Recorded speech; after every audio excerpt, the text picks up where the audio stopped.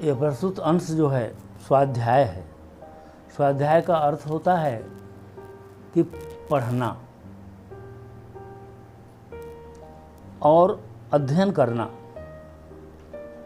बिना अध्ययन किए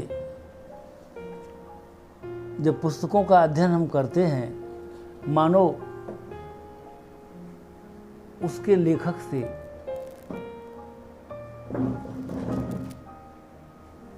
बात कर रहे हों, प्रश्नों का उत्तर पूछ रहे हों और उत्तर मिल रहा हो।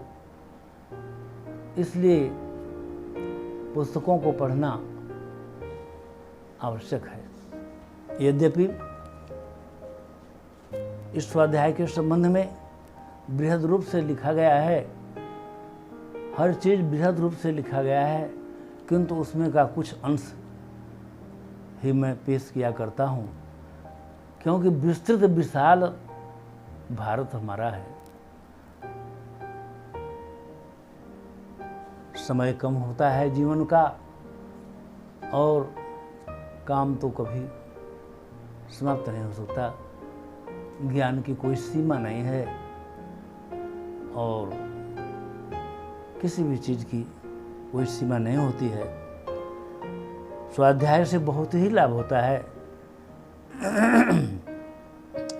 जैसा कि बताया गया है, ज्ञान की वृद्धि होती है, मन की संकीर्णता दूर होती है, उदारता, क्षमा, सहन शक्ति, तमाम गुणों का विकास होता है। खाली मन शैतान का घर होता है।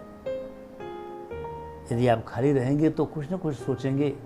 यह मनुष्य भगवान ने ऐसा बनाया है कि आप हमेशा कुछ न कुछ सोचते रहते हो। सोचना ही पड़ता है, चाहे कुछ भी सोचो।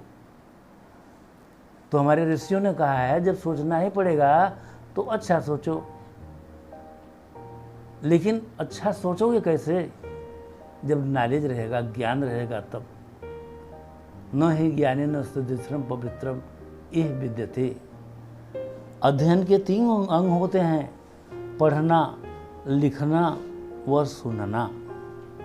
या तो आप पुस्तकों में रमे हैं, पढ़ रहे हैं, या लिख रहे हैं, या सुन रहे हैं, तीनों में रमे हुए हैं, तो वह अच्छी पुस्तक, अच्छे मित्र, अच्छे कार्य, विद्वत्ता प्राप्त होती है। पुस्तकें रत्न के रूप में है। जब आप इनको पढ़ते हैं तो मानो सत्संगति करते हैं, मानो किसी संत से बातचीत कर रहे हैं। जब आप एकांत में या पुस्तकें पढ़ना शुरू कर देते हैं, अपने आप ज्ञान की वृद्धि होती रहती है। भाई, सभी लोग पुस्तक पढ़ना जानते हैं, लेकिन कोई बिरला ही जानता है कि क्या और क्यों पढ़ना चाहिए और कैसे पढ़ना चाहिए। पुस्तकों में, स्वाध्याय में अध्यात्म का दर्शन समाया हुआ है।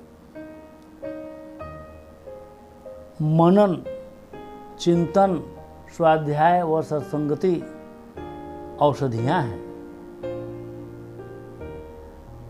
जो विद्या में अंधकार में ले जाए, उसे प्राप्त करने की अपेक्षा अशिक्षित रहना ही अच्छा है। हमें पुस्तकों को पढ़ करके ज्ञान वृद्धि का सतत प्रयास करना चाहिए और उसे आचरण में ले आना चाहिए। प्रवचन कहीं हो रहा हो तो सुनना चाहिए। विद्वानों ने कहा है कि मृत्यु, जीवन बहुत थोड़ा है, लेकिन आप यह समझो कि हम अमर हैं, अजर हैं। और पुस्तकों को पढ़ो। कुछ लोग कहते हैं क्या करेंगे पढ़ करके, अब तो कुछ दिन उम्र रह गई है। वह कहीं नहीं जाता है। वह आपके संस्कार में, आत्मा से जो हवा के रूप में है, उसमें कंप्यूटर की तरह से मोबाइल की तरह से, सिम की तरह से समाहित हो जाया करता है।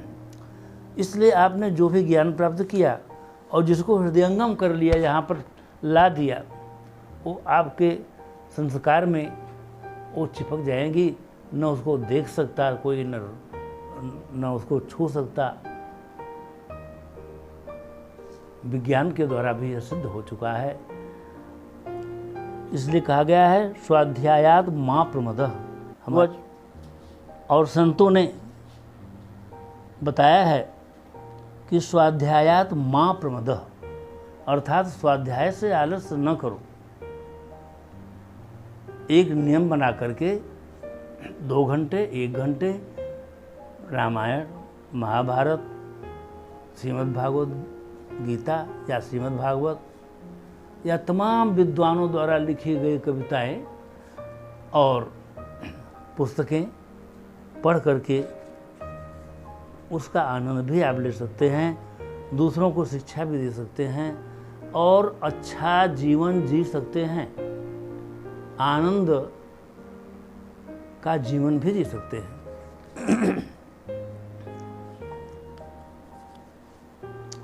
कहा गया है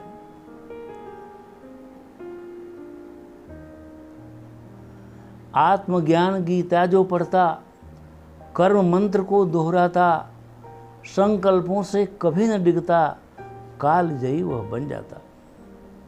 महापुरुषों की जीवनी अवश्य पढ़ना चाहिए।